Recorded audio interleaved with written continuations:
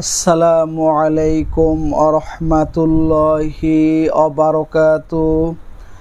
আপনারা দেখছেন মফিদি মিডিয়া, সাথে আছি আমি মনসুরুল হক মফিদি।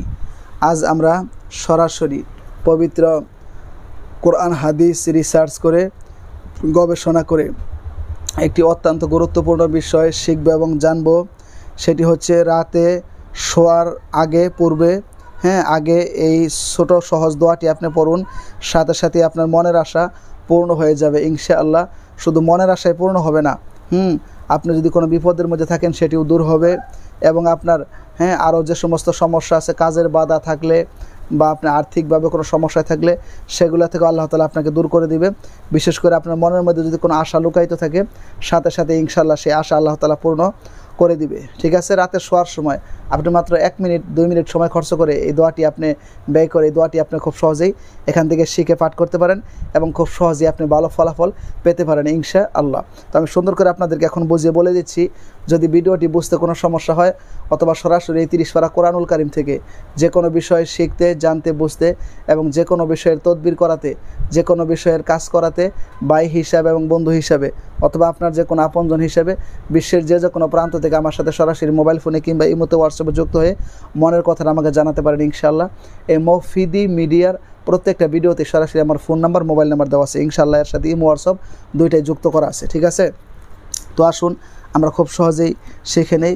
অনেক দিনই ভাই বোনেরা বলেন যে হুজুর আমার মনের আশা পূরণ হচ্ছে না, বা আমার কাজের বাধা লেগেই থাকে, আমার থেকে বিপদ দূর হচ্ছে না, বা বিভিন্ন রকম সমস্যার কথা কিন্তু বলেন। ঠিক আছে, তো আপনি এই আমলটি কীভাবে করবেন এটি হচ্ছে মূলত জানার বিষয়। শোয়ার সময় আপনি প্রথমে অজু করে নেবেন শোয়ার আগে। ঠিক আছে, অজু করে পবিত্র হয়ে, ঠিক আছে, আপনি পবিত্র হয়ে আপনি যেদিন আপনি আমলটি করবেন ওই দিন আপনাকে এশার নামাজ কী করতে হবে, আদায় করতে হবে।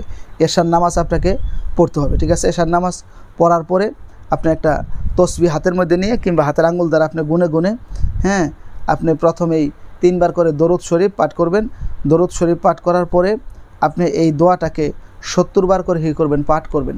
এই দোয়াটিকে আপনি সুন্দর করে 70 বার করে পাঠ করবেন। দোয়াটি হচ্ছে ইয়া হাইয়্যু ইয়া কাইয়্যুম বিহাক্কি লা ইলাহা ইল্লা আনতা সুবহানাকা ইন্নী কুনতু মিনাজ জালিমিন। আবার বলছি, ইয়া হাইয়্যু ইয়া কাইয়্যুম বিহাক্কি, ঠিক আছে, বিহাক্কি লা ইলাহা ইল্লা আনতা সুবহানাকা ইন্নী কুনতু মিনাজ জালিমিন। আমি আবার বলছি, দোয়াটি হচ্ছে ইয়া হাইয়্যু ইয়া কাইয়্যুম বিহাক্কি লা ইলাহা ইল্লা আনতা সুবহানাকা ইন্নী কুনতু মিনাজ জালিমিন।